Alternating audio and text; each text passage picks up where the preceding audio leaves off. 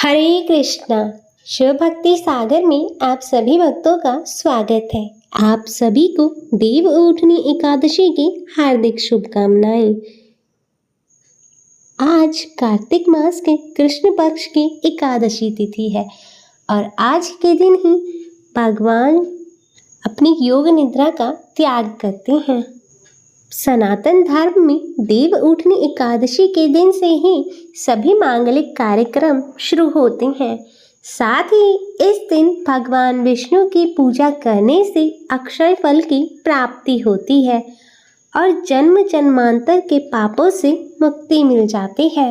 हमारे वेद पुराणों में मान्यता है कि दिवाली के बाद पड़ने वाली एकादशी पर देव उठ जाते हैं। सभी शुभ कार्य जैसे विवाह, मुंडन, गृह प्रवेश आदि प्रारंभ हो जाते हैं। 11 के दिन ही तुलसी विवाह भी होता है। घरों में चावल के आटे से चौक बनाया जाता है। कन्या के मंडप के बीच में भगवान शिव की पूजा की जाती है। इसे देव उठनी या देव प्रबोधिनी 11 के दिन से सभी मंगल आयोजन के रुके हुए रथ को पुनः गति मिल जाती है। कार्तिक शुक्ल एकादशी का दिन तुलसी विवाह के रूप में भी मनाया जाता है। इस दिन पूजन के साथ ही कामना की जाती है कि घर में आने वाले मंगल कार्य निर्विघ्न संपन्न हो।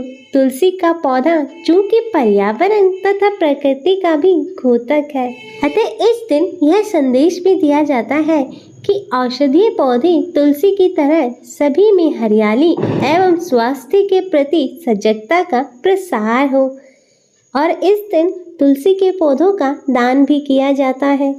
4 महीने के शयन के पश्चात भगवान श्री हरि विष्णु नारायण इस अवसर पर शुभ कार्यों के पुनः आरंभ की आज्ञा दे देते हैं। इस दिन पूजन के साथ व्रत रखने का भी बड़ा ही महत्व होता है। महिलाएं इस दिन घर के आंगन में गेरू तथा खड़ी से मांडे सजाती हैं और तुलसी विवाह के गीत, भजन एवं उत्सव मनाते हैं। मंडप में शालिग्राम की प्रतिमा व तुलसी का पौधा रखकर उनका विवाह कराया जाता है। इसके बाद मंडप की परिक्रमा करते हुए भगवान से कुंवारों के विवाह कराने और विवाहितों के गौना कराने की प्रार्थना की जाती है। दीप मालिकाओं से घरों को रोशन किया जाता है। तो प्रिय भक्तजनों, आज हम इस वीडियो में देव उठनी एकादशी की व्रत कथा श्रवण करेंगे। तो आप सभी एक बार प्रेम से बोलिए श्री हरि विष्णु नारायण भगवान की जय। कार्तिक मास के शुक्ल पक्ष की एकादशी को देव उठनी एकादशी, देवोत्थान एकादशी, देव उठनी 11, प्रबोधिनी एकादशी आदि के नामों से जाना जाता है। इस दिन श्री हरि विष्णु निद्रा से जागते हैं। तो आइए भक्तजनों श्रवण करते हैं कथा के अनुसार। वो भी तो होगा।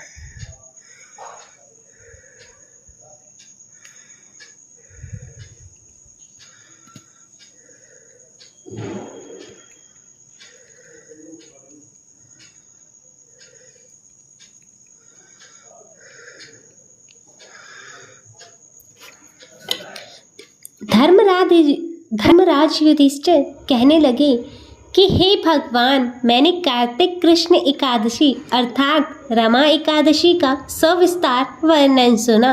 अब आप मुझे कृपा कर कार्तिक मास के शुक्ल पक्ष की एकादशी के विषय में भी बतलाइए।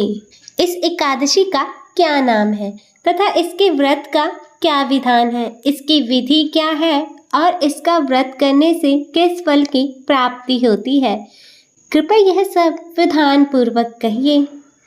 भगवान श्री कृष्ण बोले, कार्तिक माह के शुक्ल पक्ष में तुलसी विवाह के दिन आने वाली इस एकादशी को विष्णु प्रबोधिनी एकादशी, देव प्रबोधिनी एकादशी, देवोत्थान, देव उत्थव एकादशी, देव उठनी एकादशी, कार्तिक शुक्ल एकादशी, प्रबोधिनी एकादशी भी कहा जाता है। यह बड़े बड़े पापों का नाश करने वाली है। इसका महात्म्य मैं तुमसे कहता हूँ, तुम इसे ध्यान पूर्वक सुनो। देव उत्थान एकादशी व्रत कथा। एक राजा के राज्य में सभी लोग एकादशी का व्रत करते थे। प्रजा तथा नौकर चाकरों से लेकर पशुओं तक को एकादशी के दिन अन्न नहीं दिया जाता था। एक दिन किसी दूसरे राज्य का एक व्यक्ति राजा के पास आकर बोला, महाराज कृपा कर मुझे नौकरी पर रख लें। तब राजा ने उसके सामने एक शर्त रखी कि ठीक है रख लेते हैं, किंतु रोज तो तुम्हें खाने को सब कुछ मिलेगा, परंतु एकादशी को अन्न नहीं मिलेगा। उस व्यक्ति ने उस समय हाँ कर ली। और एकादशी के दिन जब उसे फलाहार का सामान दिया गया तो वह राजा के सामने जाकर गिड़गिड़ाने लगा, महाराज इससे मेरा पेट नहीं भरेगा, मैं भूखा ही मर जाऊंगा, मुझे अन्न दे दो। राजा ने उसे शर्त की बात याद दिलाई, पर वह अन्न छोड़ने को तैयार ही नहीं हुआ। तब राजा ने उसे आटा, दाल, चावल आदि दिए। वह नित्य की तरह ही नदी पर पहुंचा और स्नान कर भोजन पकाने लगा। जब भोजन बन गया तो वह भगवान को बुलाने लगा, आओ भगवान भोजन तैयार है। उसके बुलाने पर पीताम्बर धारण किए भगवान चतुर्भुज रूप में वहां आ पहुंचे तथा प्रेम से उसके साथ भोजन करने लगे। भोजन आदि करके भगवान अंतर्ध्यान हो गए तथा वह अपने काम पर चला गया। 15 दिन बाद जब अगली एकादशी को वह राजा से कहने लगा कि महाराज मुझे दुगना सामान दीजिए, उस दिन तो मैं भूखा ही रह गया था। राजा ने कारण पूछा तो उसने बताया कि हमारे साथ भगवान भी खाते हैं, इसलिए हम दोनों के लिए ये सामान पूरा नहीं होता। यह सुनकर राजा को बड़ा ही आश्चर्य हुआ। वह बोला, मैं नहीं मान सकता कि भगवान तुम्हारे साथ भोजन करते हैं। मैं तो इतना व्रत करता हूँ, पूजा करता हूँ, पर भगवान ने मुझे कभी दर्शन नहीं दिए। राजा की बात सुनकर वह बोला, महाराज यदि विश्वास न हो तो साथ चलकर देख लीजिए। राजा एक पेड़ के पीछे छिपकर बैठ गया। उस व्यक्ति ने भोजन बनाया तथा भगवान को शाम तक पुकारता रहा, परंतु भगवान नहीं आए। अंत में उसने कहा, हे भगवान यदि आप नहीं आए तो मैं नदी में कूदकर अपने प्राण त्याग दूंगा। लेकिन भगवान नहीं आए। तब वह प्राण त्यागने के उद्देश्य से नदी की तरफ बढ़ा। प्राण त्यागने का उसका दृढ़ इरादा जान भगवान शीघ्र ही उसके समक्ष प्रकट होकर उसको रोक लेते हैं और साथ बैठकर भोजन करने लगते हैं। भोजन करने के पश्चात भगवान विष्णु उसे अपने विमान में बिठाकर अपने धाम ले गई। यह देखकर राजा ने सोचा कि व्रत उपवास से तब तक कोई फायदा नहीं है जब तक मन शुद्ध ना हो। इससे राजा को ज्ञान मिला। वह भी मन से व्रत उपवास करने लगा और अंत में उसे स्वर्ग प्राप्त हुआ। बोलो श्री हरि विष्णु भगवान की जय। आइए भक्तजनों, अब श्रवण करते हैं देव उठनी एकादशी के दिन श्रवण की जाने वाली एक और कथा। एक बार एक राजा था।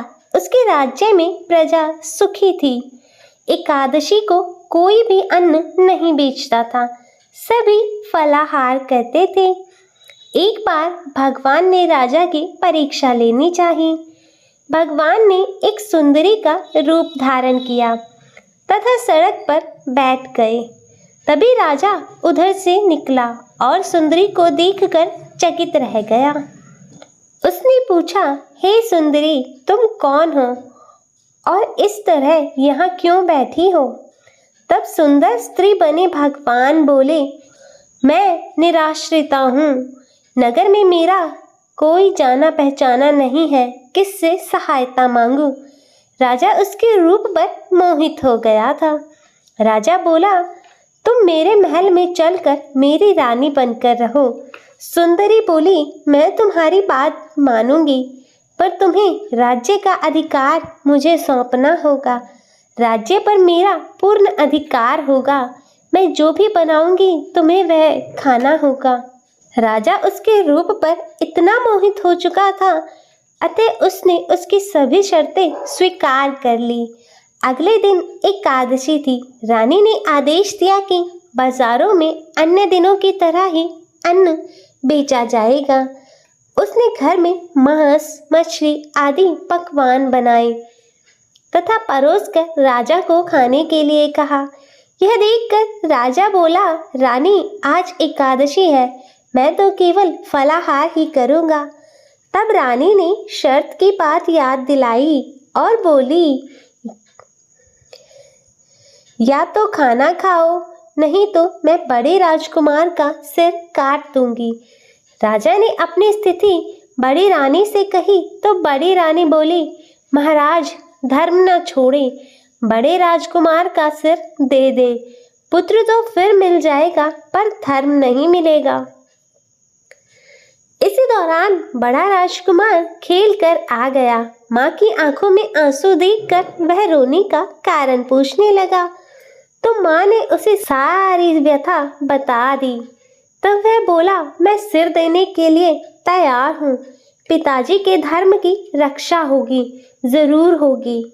राजा दुखी मन से राजकुमार का सिर देने के लिए तैयार हुआ तो रानी के रूप में भगवान विष्णु ने प्रकट होकर असली बात बताई। राजन, तुम इस कठिन परीक्षा में पास हुए। भगवान ने प्रसन्न मन से राजा से वर मांगने को कहा तो राजा बोला, आपका दिया सब कुछ है, हमारा उद्धार करे। जय श्री हरि विष्णु नारायण भगवान की। देव उठनी एकादशी के दिन श्रवण की जाने वाली तुलसी विवाह की कथा। यह कथा शंखासुर नामक राक्षस की है। शंखासुर ने तीनों लोकों में बहुत ही उत्पात मचाया हुआ था। तब सभी देवताओं के आग्रह करने पर भगवान विष्णु ने उस राक्षस से युद्ध किया और वह युद्ध कई वर्षों तक चला। युद्ध में वह असुर मारा गया और इसके बाद भगवान विष्णु विश्राम करने चले गए। कार्तिक शुक्ल एकादशी के दिन भगवान विष्णु की निद्रा टूटी थी और सभी देवताओं ने भगवान विष्णु की पूजा की थी। शिव महापुराण के अनुसार पौराणिक समय में दैत्यों का राजा दंभ हुआ करता था। वह बहुत बड़ा विष्णु भक्त था। कई सालों तक उसके यहाँ कोई संतान नहीं होने के कारण उसने शुक्राचार्य को अपना गुरु बनाकर उनसे श्री कृष्ण मंत्र प्राप्त किया। यह मंत्र प्राप्त करके उसने पुष्कर सरोवर में घोर तपस्या की। भगवान विष्णु उसकी तपस्या से प्रसन्न होकर उसे संतान प्राप्ति का वरदान दे दिया। भगवान विष्णु के वरदान से राजा दंभ के यहाँ एक पुत्र ने जन्म लिया। इस पुत्र का नाम शंखचूड़ रखा गया। बड़ा होकर शंखचूड़ ने ब्रह्मा जी को प्रसन्न करने के लिए पुष्कर में घोर तपस्या की। उसकी तपस्या से प्रसन्न होकर ब्रह्मा जी ने उसे वरदान मांगने को कहा। तब शंखचूड़ ने वरदान मांगा कि वह हमेशा अजर अमर रहे, वह देवता भी उसे न मार पाए। ब्रह्मा जी ने उसे यह वरदान दे दिया और कहा कि वह बद्री वन जाकर धर्मध्वज की पुत्री तुलसी जो तपस्या कर रही है उससे विवाह कर ले। शंखचूड़ ने वैसा ही किया और तुलसी के साथ विवाह के बाद सुखपूर्वक रहने लगा। उसने अपने बल से देवताओं, असुरों, दानवों, राक्षसों, गंधर्वों, नागों, किन्नरों, मनुष्यों तथा त्रिलोकी के सभी प्राणियों पर विजय प्राप्त कर ली।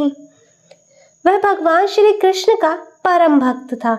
शंखचूड़ के अत्याचारों से सभी देवता परेशान होकर ब्रह्मा जी के पास गए और ब्रह्मा जी उन्हें भगवान विष्णु के पास ले गए। भगवान विष्णु ने कहा कि शंखचूड़ की मृत्यु भगवान शिव के त्रिशूल से ही होगी। अतः आप उनके पास जाएं। भगवान शिव ने चित्ररथ नामक गण को अपना दूत बनाकर शंखचूड़ के पास भेजा। चित्ररथ ने शंखचूड़ को समझाया कि वह देवताओं को उनका राज्य लौटा दे, परंतु शंखचूड़ ने मना कर दिया और कहा कि वह महेश्वर से युद्ध करना चाहता है। भगवान शिव को जब यह बात पता चली तो वे युद्ध के लिए अपनी सेना लेकर निकल पड़े। इस तरह देवता और दानवों में घमासान युद्ध हुआ, परंतु ब्रह्मा जी के वरदान के कारण शंखचूड़ को देवता नहीं हरा पाए। भगवान शिव ने शंखचूड़ का वध करने के लिए जैसे ही अपना त्रिशूल उठाया, तभी आकाशवाणी हुई कि जब तक शंखचूड़ के हाथ में श्री हरि का कवच है और इसकी पत्नी का सतीत्व अखंडित है, तब तक इसका वध असंभव है। आकाशवाणी सुनकर भगवान विष्णु वृद्ध ब्राह्मण का रूप धारण कर शंखचूड़ के पास गए और उससे श्री हरि का कवच दान में मांग लिया। शंखचूड़ ने वह कवच बिना किसी संकोच के दान कर दिया। इसके बाद भगवान विष्णु शंखचूड़ का रूप बनाकर तुलसी के पास गए। शंखचूड़ रूपी भगवान विष्णु ने तुलसी के महल के द्वार पर जाकर अपने विजय होने की सूचना दी। यह सुनकर तुलसी बहुत ही प्रसन्न हुई और पति रूप में आए भगवान का पूजन किया व रमन किया। ऐसा करते ही तुलसी का सतीत्व खंडित हो गया और भगवान शिव ने युद्ध में अपने त्रिशूल से शंखचूड़ का वध कर दिया। तब तुलसी को यह पता चला कि वे उनके पति नहीं है, बल्कि वे तो भगवान विष्णु हैं, और क्रोध में आकर तुलसी ने कहा कि आपने छल पूर्वक मेरा धर्म भ्रष्ट किया है और मेरे पति को मार डाला, अतः मैं आपको श्राप देती हूँ कि पाषाण के होकर आप धरती पर रहें। तब भगवान विष्णु ने कहा, देवी, तुम मेरे लिए भारतवर्ष में रहकर बहुत दिनों तक तपस्या कर चुकी हो। तुम्हारा यह शरीर नदी रूप में बदलकर गंडकी नामक नदी के रूप में प्रसिद्ध होगा। तुम पुष्पों में श्रेष्ठ तुलसी का वृक्ष बन जाओगी और सदैव मेरे साथ रहोगी। तुम्हारे श्राप को सत्य करने के लिए मैं पाषाण शालिग्राम बनकर रहूंगा। गंडकी नदी के इस तट पर मेरा वास होगा।